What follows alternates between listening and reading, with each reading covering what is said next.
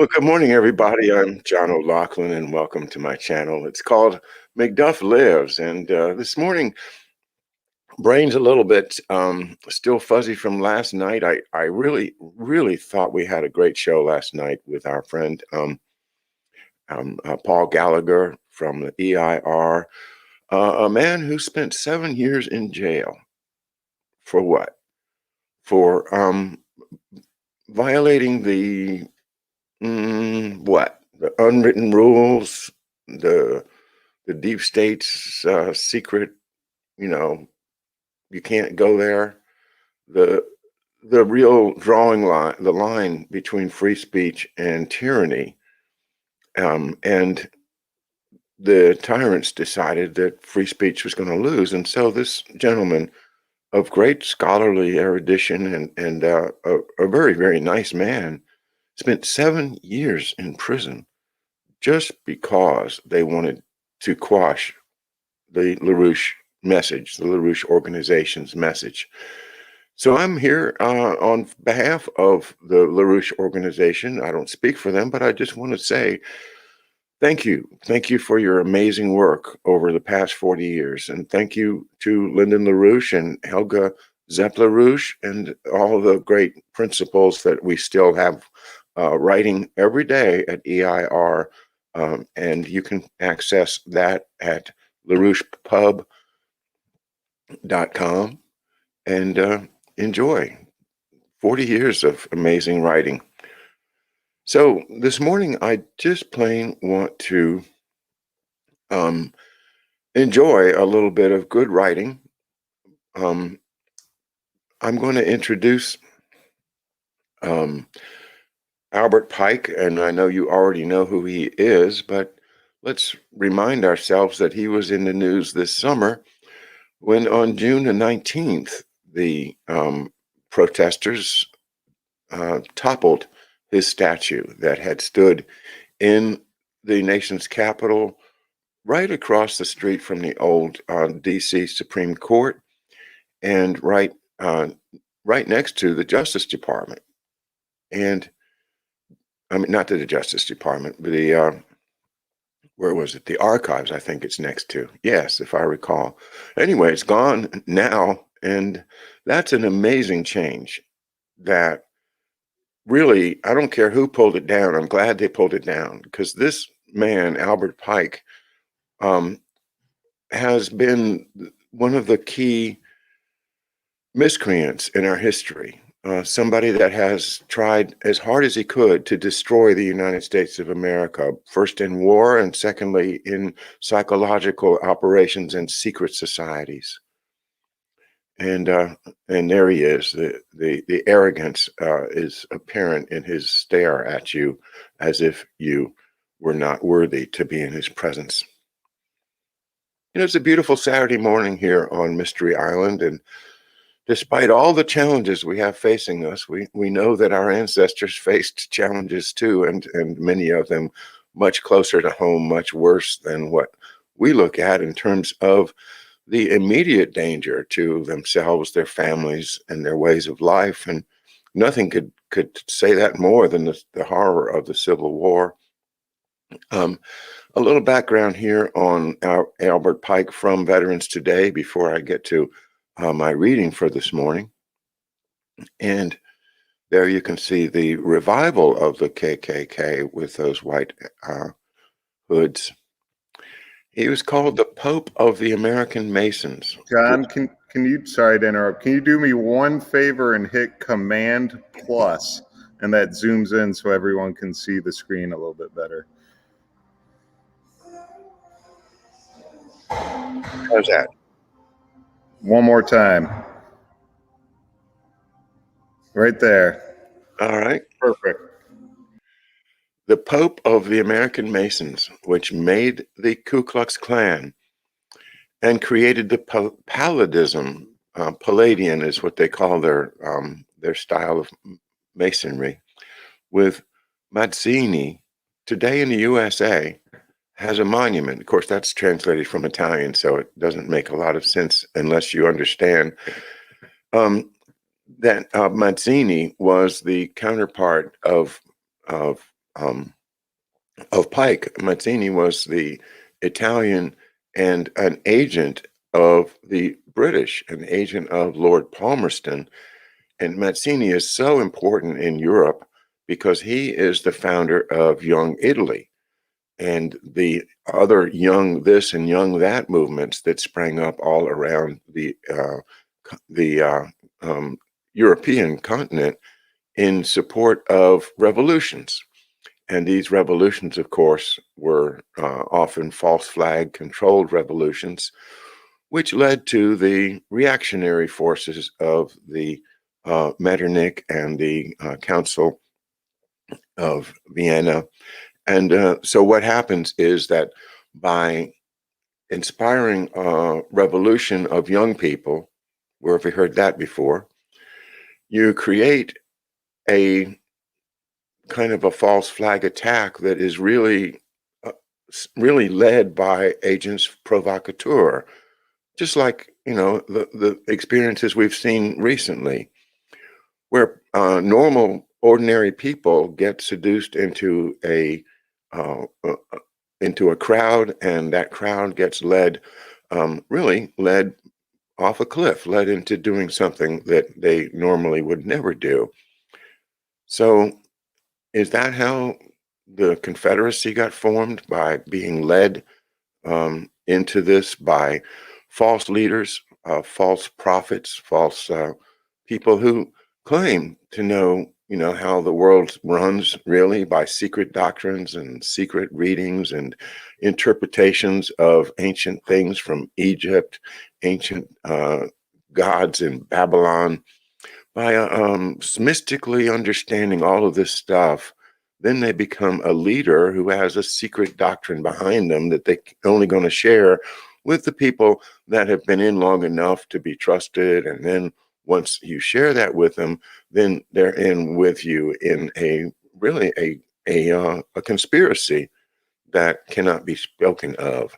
So that's the general theme that we've seen in the life of this country, is that these conspiracies do arise, and they do have the intention of creating a civil war that will then be suppressed by more powerful and what we now call fascist control. The totalitarian state is justified by the revolutions created by the young Italy or young Germany, young Bulgaria, there was young this and that movements all throughout Europe in the 1830s and 40s, inspired by Mazzini, who was financed and helped by Palmerston and the British intelligence service of the time. So this becomes the wedge to divide the United States in the middle of the 19th century. And we haven't talked about it much lately. I've been stuck back in the 18th century, the 17th century, with how the nation was won, and then much more focused in the 20th century as we study Lee Harvey Oswald and the plot to assassinate President Kennedy. Okay, so, and of course, Gordon Duff is the great publisher of Veterans Today, some of the most incisive writing that you'll find, and very controversial. But let's look at a little bit of this.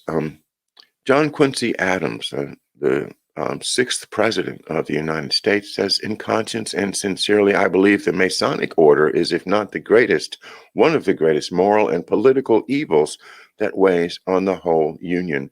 1833. The famous St. Paul quote is now used by Gordon Duff.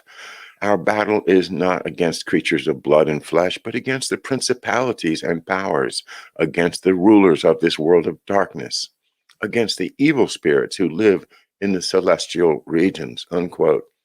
St. Paul to the Ephesians. If the most experienced in American history have certainly heard about the bloody deeds of the General Albert Pike, unfortunately few are aware of his fanatical obsession with satanic esotericism, cultivated within the American Masonry, descendant of that Scottish rite, and even they no less than that he founded the Ku Klux Klan, but earned instead of eternal infamy a great statue in Washington.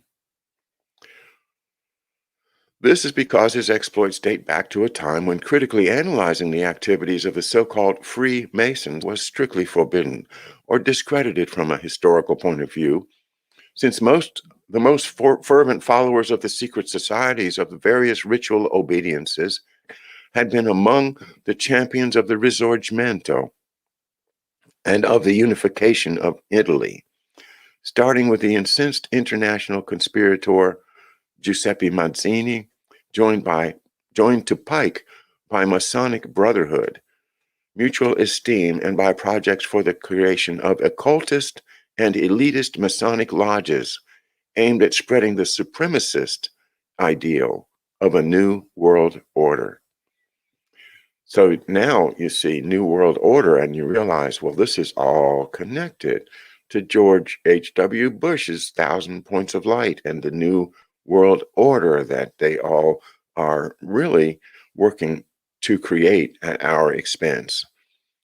A new world order for the elite, a end of existence for what, 1 out of 8 of us or so? I mean, 9 out of 10 of us, 8 out of 10 of us will be gone by the time they create their new world order. And eliminating us is one of their sad tasks. The royal families of Europe, of Great Britain especially, have faced up to it and said, yes, well, unfortunately, the little people, there's just too many of them.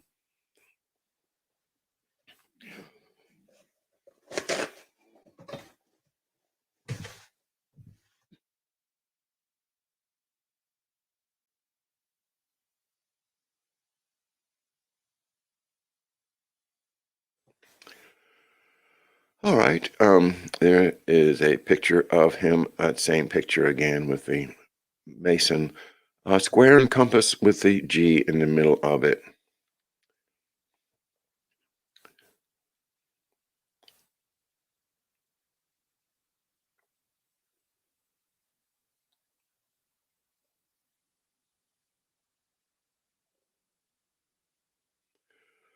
The correspondence between Pike and Mazzini, I wanted to get down to that section, and there's a picture of Mazzini. To confirm this thesis comes the secret correspondence between Mazzini and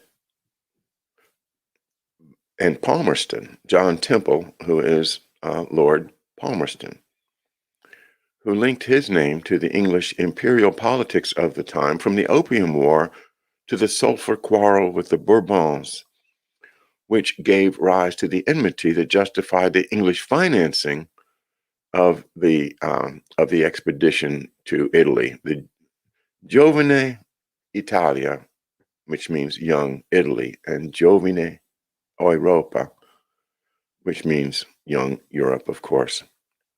That is Palmerston, and now we refer to the letters. The one that Mazzini sent to Pike on January 22nd, 1870, and Pike to Mazzini August 15th, 1871. This correspondence preserved in Temple House, the site of the Rite of the Scottish Rite in Washington, D.C., but it says consultation is prohibited. Interesting. Have we ever really seen those letters? Well, the idea is that they spelled out the 3 world wars, the prediction of the 3 world wars.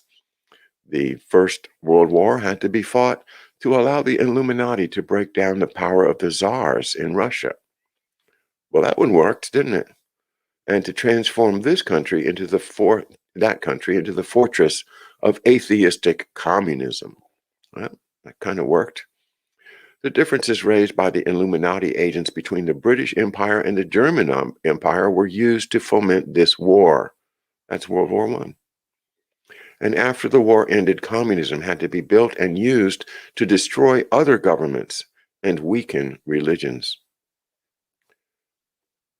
And a lot of this is attributed to the scholar called Lady Queensborough.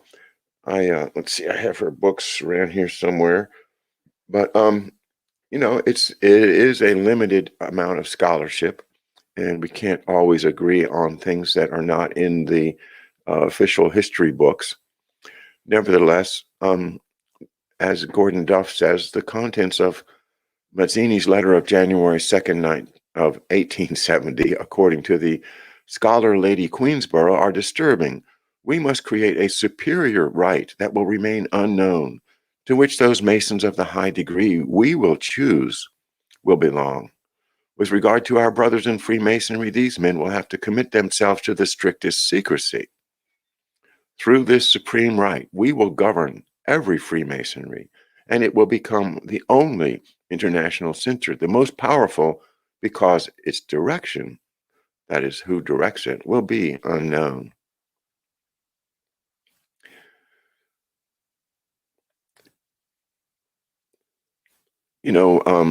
We saw in the University of Virginia the Seven Society, and George spent some time investigating that. And I see a link here to what's called Palladism.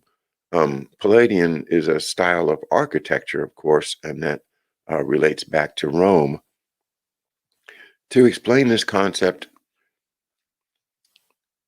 another book intervenes called Freemasonry and the Secret Seven, the Occult Faces of History.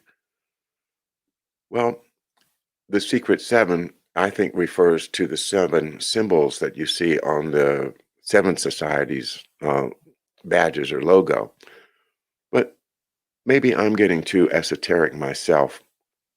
There he is, the for some reason beloved man. Also, I think um,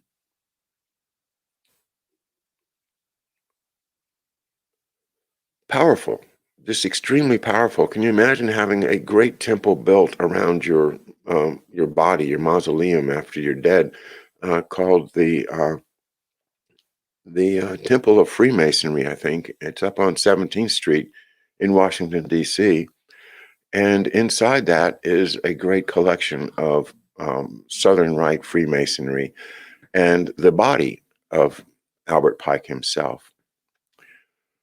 Okay, well, this is why I think he's important, because he's connected to the three world wars, the letters, the Mazzini revolutions, and the following of that by totalitarian rulers imposed on Europe. And so this pendulum swings back and forth between the hope of young people for a republic and the reality of old people demanding that the empire continue, to put it in kind of a nutshell.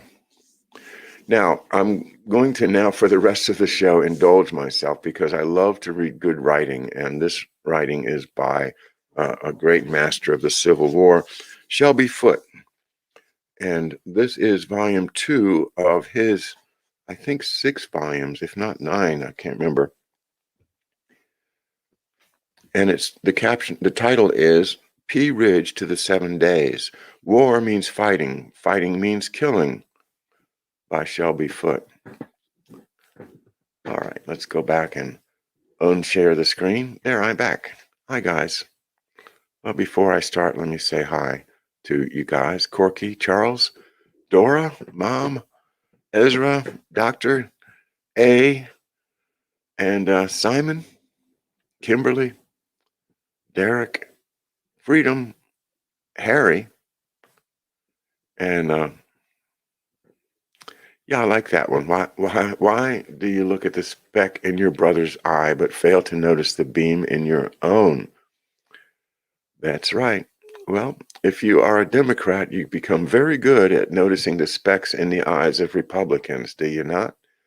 And perhaps we do the same, whatever side we're on, but that's instinct, and that is something we can overcome by applying our reason and logic as we're supposed to in exercising our humanity while we're here in this amazing world.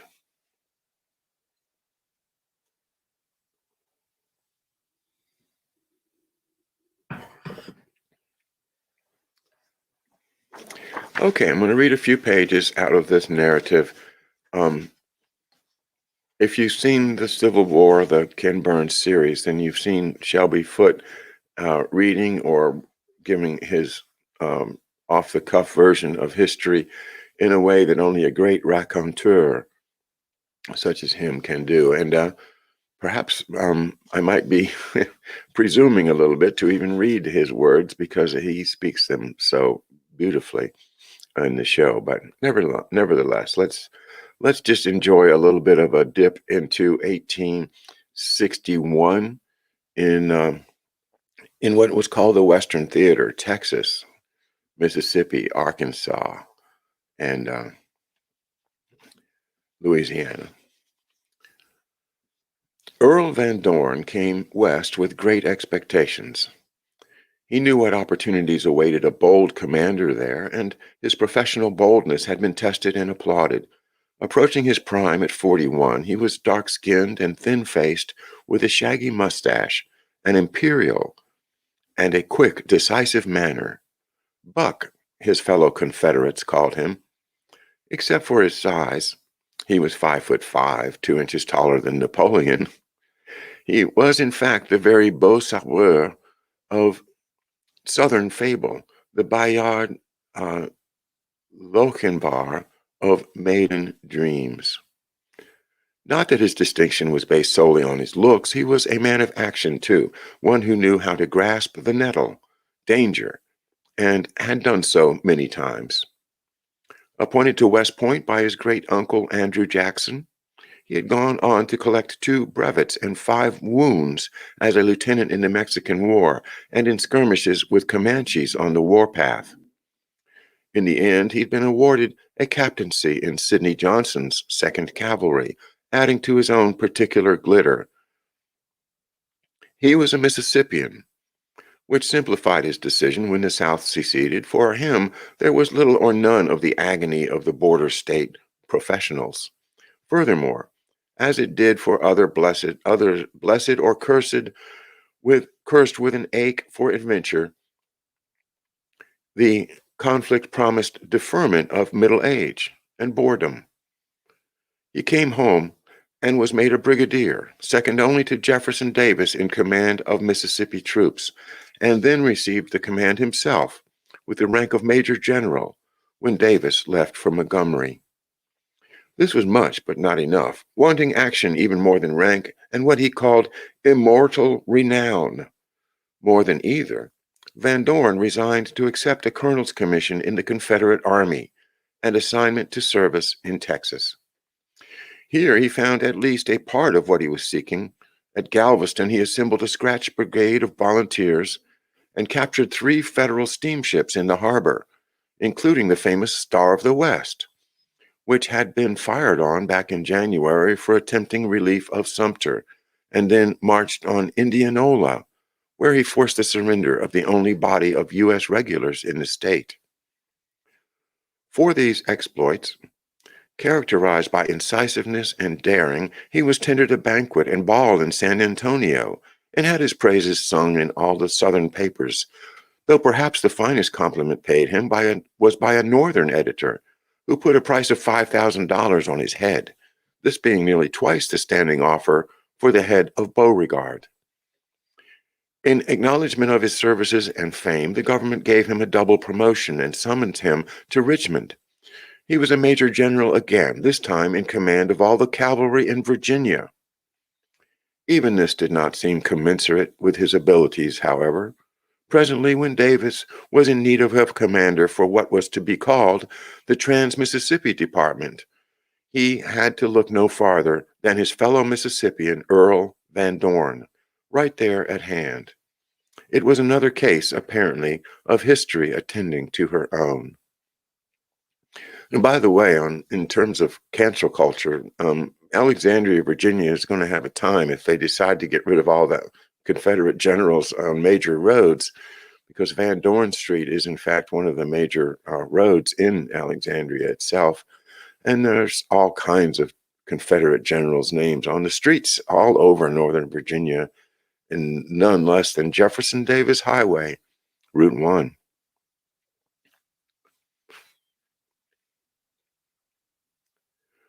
Within 9 days of his mid-January assignment to the west, despite the fact that he was convalescing from a bad fall suffered while attempting to jump a ditch, he was an excellent horseman.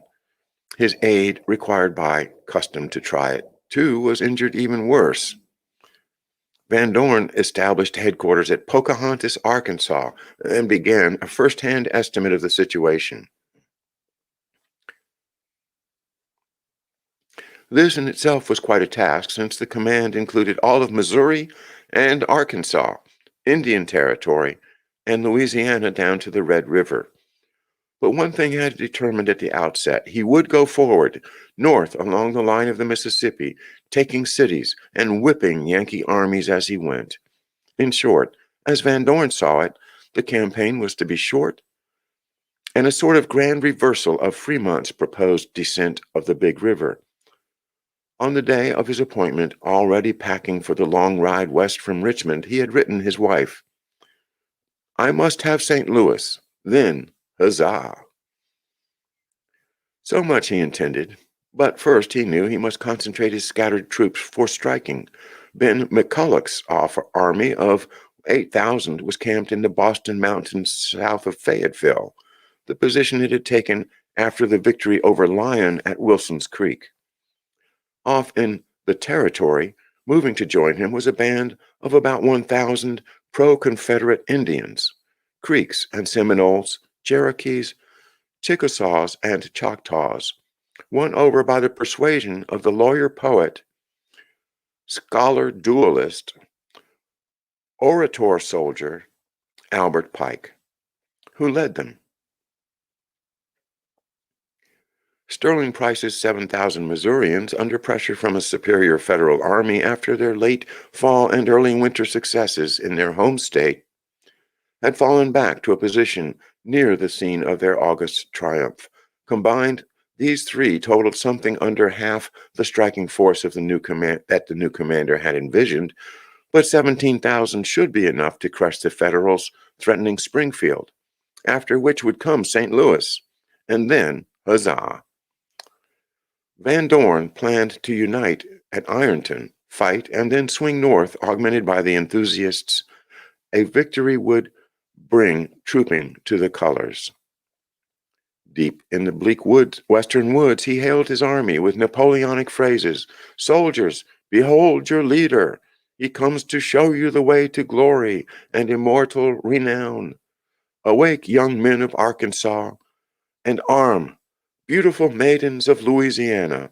Smile not on the craven youth who may linger by your hearth when the rude blast of war is sounding in your ears. Texas chivalry, to arms!"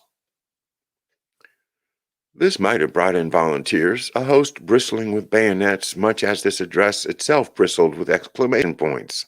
Though, as events turned out, there was no time for knowing. By now it was late February, and the pressure of the 12,000-man Northern Army against Springfield was too great. Price gave way, retreating while his rear guard skirmished to delay the Federals, first across the Arkansas line, then down through Fayetteville, until presently he was with McCulloch in the Boston Mountains, the southernmost reach of the Ozarks. By that time, Pike had come up too. Van Dorn's command was concentrated, not where he had wanted it, however, and not so much by his own efforts as by the enemy's. Then, too, except in the actual heat of battle, Price and McCulloch had never really gotten along, and they did no better now. Both appealed to their leader at Pocahontas to come and resolve their differences in person. Van Dorn was more than willing. In 4 days, after sending word for them to stand firm and prepare to attack, he rode 200 horseback miles through the wintry wilds of Arkansas. Arriving March 3rd, he was given a salute of 40 guns as befitted his rank, and that night orders went out for the men to prepare 3 days' cooked rations and gird themselves for a forced march. The Federals, widely separated in pursuit of Price, were about to be destroyed in detail. Early next morning, the Southerners set out, 17,000 men and 60 guns, moving north to retake what had been lost by retrograde. as conglomerate, as motley an army as the sun ever shone on. East or west, though as a matter of fact the sun was not shining now. Snow fell out of an overcast sky, and the wind whipped the underbrush and keened in the branches of the winter trees. Price's Missourians led the way, marching homeward again, proud of the campaign they had staged, and proud, too, of their 190-pound ex-governor commander, who could at once be so genial and majestic. McCulloch, the dead-shot former ranger, wearing a dove-gray corduroy jacket, sky-blue trousers, Wellington boots, and a highly polished Maynard rifle slung across one shoulder, rode among his Texans and Arkansans. Texicans and Rackensackers, they were called. Hard-bitten men, accustomed to life in the open, who boasted that they would storm hell itself if McCulloch gave the order. Off on the flank, in a long, thin file, the Five Nations Indians followed their leader, Albert Pike, a big man bearded like Santa Claus, except that the beard was not white but a vigorous gray. He rode in a carriage and was dressed in Sioux regalia, buckskin shirt, fringed leggings, and beaded moccasins, while his braves, harking back to their warpath days, wore feathers stuck in their hats, scalping knives in their waistbands, some marching with a musket in one hand and a tomahawk in the other. The knives were for more than show. They intended to use them, having promised their squaws the accustomed trophies of battle. Van Dorn also rode horse-drawn. He rode, in fact, supine in an ambulance, still feeling the effects of the ditch jump back in Virginia, and down as well with the chills and fever as a result of swimming his mare across an icy river 2 days ago in his haste to join the army and get it moving. The mare was hitched alongside now, available in emergencies, and Price rode alongside too, identifying passing units and ready to relay orders when the time came. The new commander was nothing if not a man of action, bold and forward, sick or well, and the troops he led had caught something of his spirit. Trudging up the road down which they had retreated just the week before, they were in a high good humor, despite the norther blowing wet snow in their faces. The previous afternoon, some dozen miles away on a grassy knoll near Cross Hollows, Arkansas, where his headquarters tent was pitched, the commander of the army that had just cleared southwest Missouri of organized Confederates sat writing a letter home. At 57, having put on weight, he found that long hours in the saddle wearied him now a good deal more than they had done 15 years ago when he had abandoned army life for civil engineering. A dish-faced man with a tall forehead and thinning wavy hair, hazel eyes, and a wide, slack-lipped mouth, he drew solace from such periods of relaxation as this, sitting in full uniform, polished boots, epaulets, and spurs, enjoying the sounds of camp life in the background and the singing of the birds, which he inscribed to the wife of his bosom, letters which he inscribed to the wife of his bosom letters which he signed rather ponderously, yours, Samuel R. Curtis. A West Pointer, like the opponent he did not yet know he was facing, he had commanded an Ohio regiment in the Mexican War, had been chief engineer for the city of St. Louis, and had served for the past 3 years as Republican congressman from Iowa. Of all his accomplishments, however, he was proudest of his current one, performed as a brigadier general of volunteers. Chasing the rebels out of Missouri might not sound like much compared to Grant's recent unconditional capture of 2 forts and 1 whole army in Tennessee, but Curtis felt that it was a substantial achievement. He was saying so in a letter when his writing was interrupted by the sudden far-off rumble of cannon. It came from the south, and he counted 40 well-spaced booms, the salute for a major general. This gave him pause, and with the pause came doubts. His 4 divisions were rather scattered, two of them 12 miles in his rear, and two thrown forward against Franz Ziegel, the immigrant. Two thrown forward under Franz Ziegel, the immigrant mathematics instructor who had shown a talent for retreat at Wilson's Creek. Curtis was a cautious, or at any rate, a highly methodical person. He liked to allow for contingencies, an engineer's margin for stress and strain, and he could never feel comfortable until he knew he had done so. Back in the fall, inspecting Fremont's pinwheel dispositions, he had reported that the Pathfinder lacked the intelligence, the experience, and the sagacity necessary to his command. Of course, that's reference to John C. Fremont, a rather unsuccessful early Union general. Placing as he did the highest value on all three of these qualities, especially the last, which he himself personified, that was about the worst he could say of a man. Accordingly, when Fremont was removed and Curtis given the task of driving the rebels out of Missouri, which Fremont had considered more or less incidental to the grand design, he went about it differently. He gave it his full attention, and it went well. Too well, in fact, or anyhow, too easy.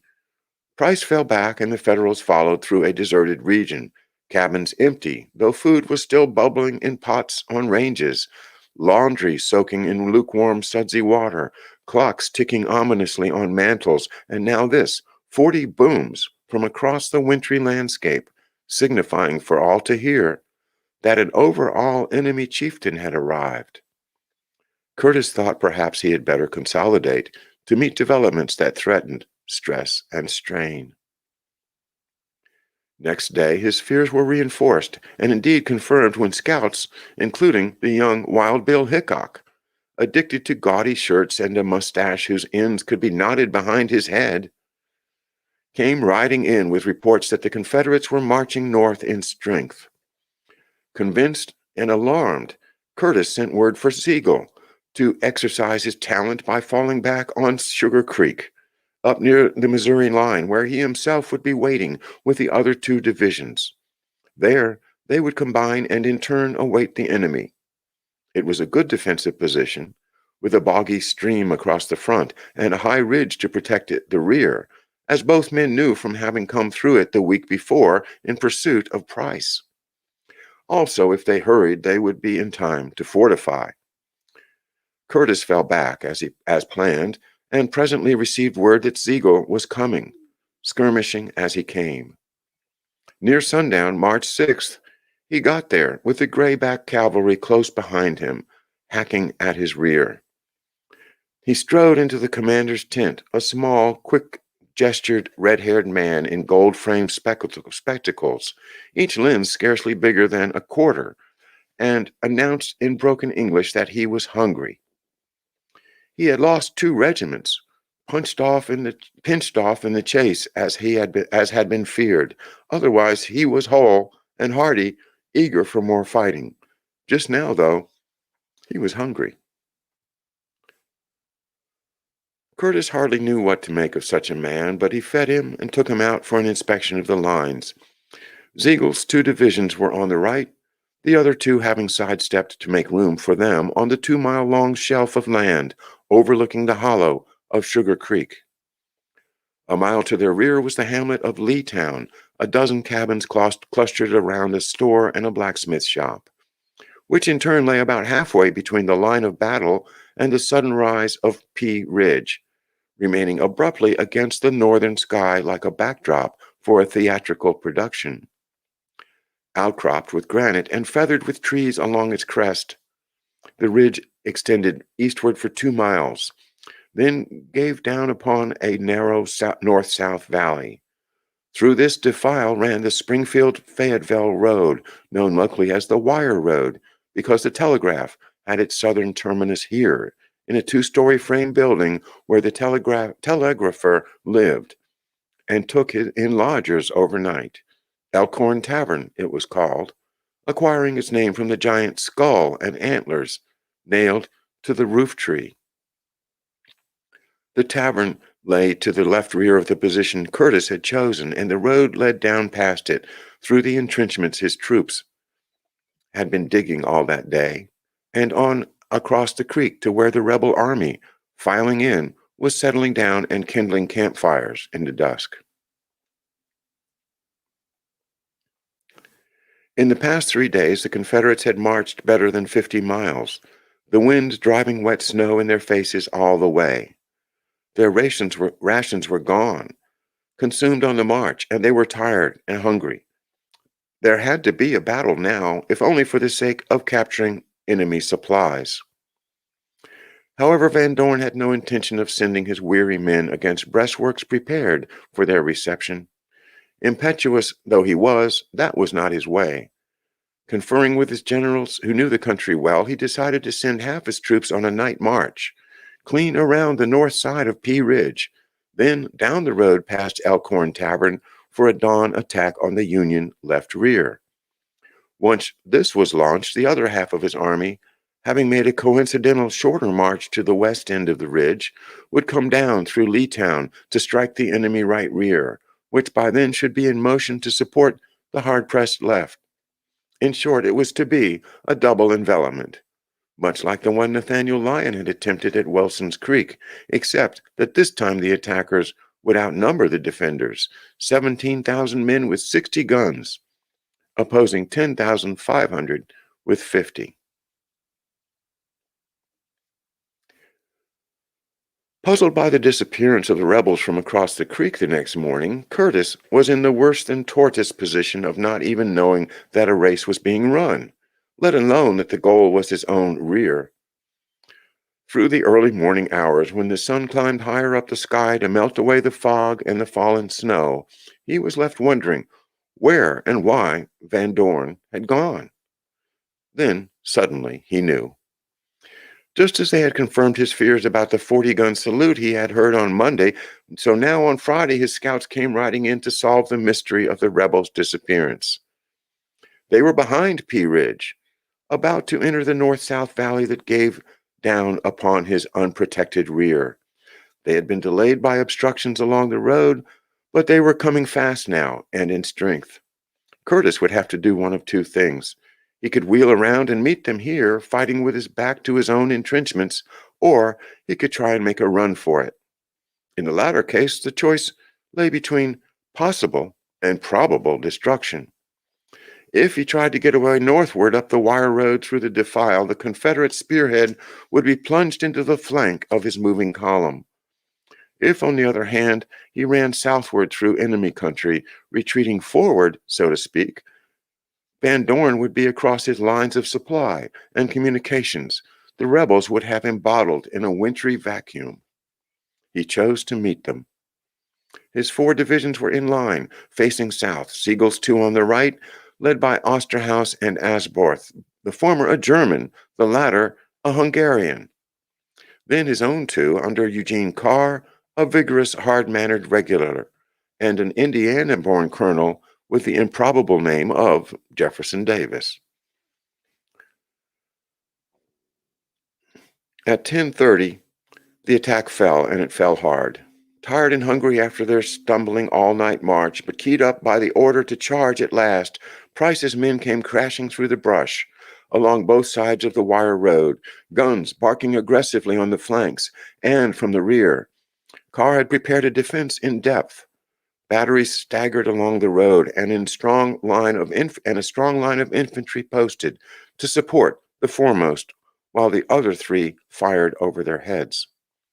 Presently, though, they had nothing to support. A well-directed salvo knocked out 3 of the 4 guns and blew up 2 caissons, killing all the cannoneers. Unnerved, the infantry fell back on the 2nd battery, just north of the tavern, where they managed to repulse the first attack, then the second, both of which were piecemeal. Bearded like a Cossack, Carr rode among his soldiers, shouting encouragement. Out front, the brush was boiling with butternut veterans forming for a 3rd assault. This one would come in strength, he knew, and he doubted if his thin line could resist it. In contrast to the gloom that had descended on him, first as a result of his failure to gobble up the scattered Federal units on the march, and then because of the delay his flanking column had while it moved around Pea Ridge in the night, Van Dorn was exultant. Price's men were surging ahead, knocking back whatever stood in their way, and off to the west the rolling crackle of McCulloch's attack told him of success in that quarter. All this took time, however. As the sun slid down the sky, Van Dorn's exultation began to be tempered by concern. His men had had to sleep all night and had nothing to eat, whereas the Federals had a good night's rest and a hot breakfast. The Confederates still fought grimly, battering now at Carr's third line, drawn south and west of the tavern. But weariness and hunger were sapping him. And worse still, there was no longer any sound of serious fighting on the far side of the field, where McCulloch's earlier gains had been announced by the clatter moving south and east to mark his progress. Van Dorn was left wondering until near sundown, when a messenger arrived to explain the silence. There, the battle had opened on a note of victory. Pike's Indians, delighted at having frightened Osterhaus into a hurried retreat, pranced around the cannon the white men had abandoned. Wagon guns, they called them, and took the horse collars from the slaughtered animals to wear about their own necks. "Me big Injun, big as horse," they chanted, dancing so that the trance chains jingled against the frozen ground. It was a different matter, though, when Pike tried to get them back into line to help McCulloch, which had run into stiffer resistance on the left. They had had enough of that. They wanted to fight from behind rocks or up in trees, not lined up like 10 pins, white man style, to be struck by the iron bowling balls the wagon guns threw with a terrifying boom and a sudden, choking cloud of smoke. Some stood firm. A dismounted cavalry battalion of mixed bloods, for example, under Colonel Stan Wetty, a Georgia-born Cherokee. But in the main, whatever was to be accomplished from now on would have to be done without the help of anything more than a scattering of red men. Quickly the word spread among the men who had sworn that they would storm hell itself at his command. McCulloch was killed. They killed McCulloch. Their reaction to the news was much the same in effect as the Indians' reaction to artillery. Whatever they had sworn they would do with McCulloch to lead them, it soon became clear that they would do little without him. To complete the confusion, his successor was killed within the hour, and the third commander was captured while attempting to rally some soldiers who, as it turned out, were Federals. By the time Pike was found and notified, he had been trying vainly all the while to reorganize his frightened or jubilant Indians. The sun was near the land line, and there were considerably fewer troops for him to head. Dazed with grief for the loss of their leader, many had simply wandered off the field, following him in death as they had in life. Osterhaus and Davis, having themselves had enough fighting for one day, had been content to watch them go unmolested. At sundown, Pike assembled what men he could find and set out on a march around the northern side of Pea Ridge to join Van Dorn and Price, whose battles still raged near Elkhorn Tavern. News of his right wing's disintegration reached Van Dorn as one more in a series of disappointments. Repeated checks and delays here on the left, where Price's men were being held up by less than half their number, had brought him to the verge of desperation. There was another problem, no less grave. Having left his wagon train on the far side of the battleground, the diminutive commander had discovered an unwelcome military axiom, namely, that when you gain the enemy's rear, you also place him in your own, unless you bring your own with you. Consequently, in addition to a numbing lack of sleep and food, just as he was doing all he could to launch a final charge that would crush Carr and at last sweep the field before nightfall ended, his men were experiencing an ammunition shortage. Desperately, he ordered them forward, putting all he had into what he knew would use up the last of the daylight, and as well as the last of their strength and ammunition. Price was there to help him, nicked by a bullet but refusing to retire for medical treatment. He wore his wounded arm in a sling as he rode from point to bolster his men's spirits for an all-out climax to the night-long march and day-long battle. At last, between the two of them, they got the Missourians into assault formation and sent them forward, streaming around the tavern and down both sides of the wire road, across which Carr had thrown his third stubborn line of resistance. The red ball of the sun had come to rest on the horizon. Carr's men could see it over their left shoulders, the direction in which they had been watching all these hours for reinforcements that did not come. Now, as before, their batteries were distributed in depth along the road, and now, as the Confederates wrecked them, gun by gun, with a preliminary bombardment. After an ominous lull, they saw the rebels coming, yelling and firing as they came, hundreds of them bearing down to complete the wreckage their artillery had begun. As the Federals fell back from their shattered pieces, an Iowa cannoneer paused to toss a smoldering quilt across a caisson, then ran hard to catch up with his friends. Still running, he heard a tremendous explosion and looked back in time to see a column of fire and smoke standing tall above the place where he had fused the vanished cannon. Stark against the twilight sky, it silhouetted the lazy seeming rise and fall of blown-off arms and legs and heads and mangled trunks of men who just now had been whooping victoriously around the captured battery position. Over on his headquarters hill, Curtis heard and saw it too, and finally, as if that violent column of smoke standing lurid against the twilight sky on the right, followed by an interval of boom and rumble at the sound of the explosion, echoed off the ridge to the north, had at last brought home to him, like the ultimate shout of despair from a drowning man, at least some measure of the desperation Carr had been trying to communicate ever since Price first struck him 8 hours back. By then, the sporadic firing on the left had died away. Osterhaus and Davis reported the rebels gone or going. Van Dorn was tricky, but Curtis felt the danger from that direction had been removed.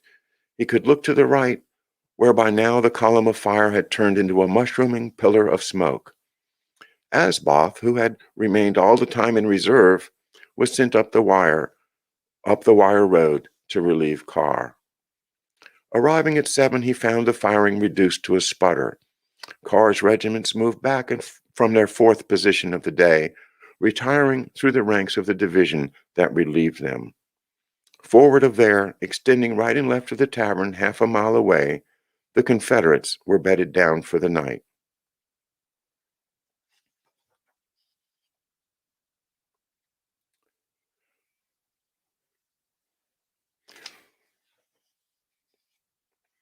Well, that's the end of our hour, and it's the end of my chance to read from Shelby Foote this morning to you guys. But you can see what happened to the purported military genius, Albert Pike. He basically appointed himself to be like a god to these Indians who he considered childlike, right? And then he pretended to be able to turn them into soldiers, which they would not. And so after their first encounter with the wagon guns, their usefulness as Confederate soldiers pretty much ended. And so did Albert Pike. After the battle was over, it was recognized that he was completely incompetent as a general and no longer fit for any type of military command. So that was just kind of a interesting to me, and I hope you enjoyed it. A bit of history. What were people thinking when they went to war in Arkansas, Missouri, Texas in 1861? Well, I'm so glad that we're living today in our time when we don't have to be misled by an Albert Pike, and we don't have to go to war with Indians who really don't know what war is all about, at least not the kind of war that they found themselves in, and the horrors of the Civil War. All these things manipulated by bankers, manipulated by politicians, by royalty, by forces of the elites that have been controlling, if they can, our lives from then until now.